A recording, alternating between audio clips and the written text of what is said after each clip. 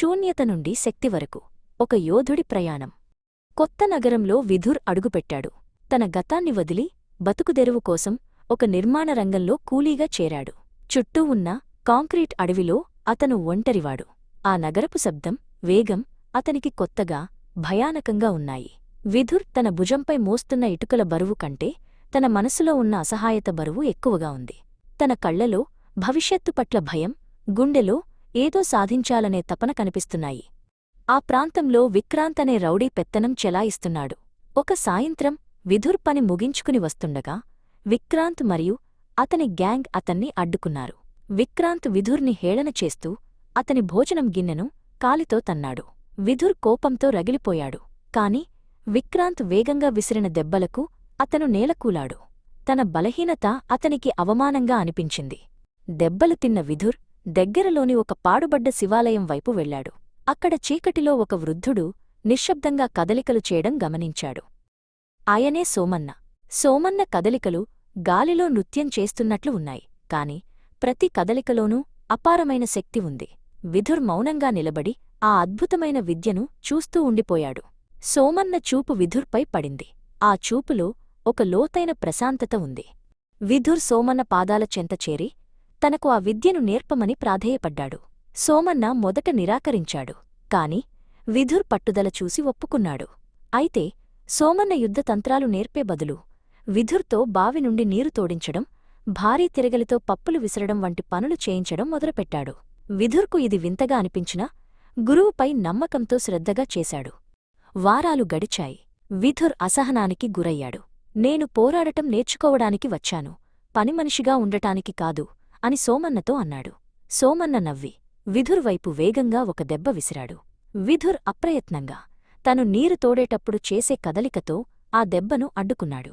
ఆ క్షణంలో విధుర్కు అర్థమైంది, తాను చేస్తున్న ప్రతి పనిలోనూ ఒక రక్షణ కవచం దాగి ఉందని. శిక్షణ కఠినమైంది.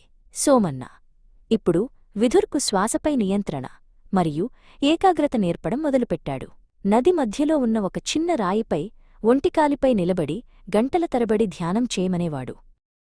విధుర్ శరీరం వణికినా మనస్సును మాత్రం నిశ్చలంగా ఉంచడం నేర్చుకున్నాడు. ప్రకృతిలోని ప్రతి శబ్దం అతనికి ఒక పాఠంలా మారింది. ఒకరోజు మార్కెట్లో విక్రాంత్ మళ్లీ విధుర్ను ఎదుర్కొన్నాడు. ఈసారి విక్రాంత్ ఒక బలహీనమైన వృద్ధుణ్ణి ఇబ్బంది పెడుతున్నాడు. విధుర్ అడ్డుపడ్డాడు. విక్రాంత్ కోపంతో విధుర్ను కొట్టడానికి ప్రయత్నించాడు. కాని విధుర్ చాలా ప్రశాంతంగా ఉన్నాడు. విధుర్ తన రక్షణ తంత్రాలతో విక్రాంత్ దెబ్బలన్నీ తప్పించుకున్నాడు తప్ప తిరిగి కొట్టలేదు. విక్రాంత్కు ఇది అవమానంగా అనిపించి బహిరంగంగా సవాలు విసిరాడు. ఆఖరి యుద్ధానికి సమయం ఆసన్నమైంది. గ్రామంలో జరిగే పెద్ద పండుగ రోజున విక్రాంత్, విధుర్ తలపడాలి. సోమన్న విధుర్ దగ్గరకు వచ్చి ఒక పాత నూలు వస్త్రాన్ని అతని నడుముకు కట్టాడు. యుద్ధం శరీరంతో కాదు, ఆత్మతో చేయాలి. ప్రత్యర్థి నీ బలం కాదు, నీ భయం మాత్రమే అని హితబోధ చేశాడు. విధుర్ తన గురువుకు పాదాభివందనం చేశాడు. రింగులో పోరాటం మొదలైంది. విక్రాంత్ తన కండల బలంతో విధుర్ను ఉక్కిరిబిక్కిరి చేశాడు. విధుర్ కింద పడిపోయాడు. అతని కంటినుండి రక్తం కారుతోంది. జనమందరూ విక్రాంత్ గెలుస్తాడని అరిచారు. కాని విధుర్ మనస్సులో సోమన్న మాటలు మెదిలాయి. అతను గాలిలోకి ఎగిరి గరుడ భంగిమాలో విక్రాంత్ దవడపై ఒక నిర్ణయాత్మకమైన దెబ్బ వేశాడు. విక్రాంత్ నేలకొరిగాడు. విజయం సాధించినా విధుర్ అహంకరించలేదు. అతను తన చేతిని చాచి కిందపడి ఉన్న విక్రాంత్ను పైకి లేవనెత్తాడు. విక్రాంత్ కళ్లలో ఇప్పుడు భయం లేదు, గౌరవముంది.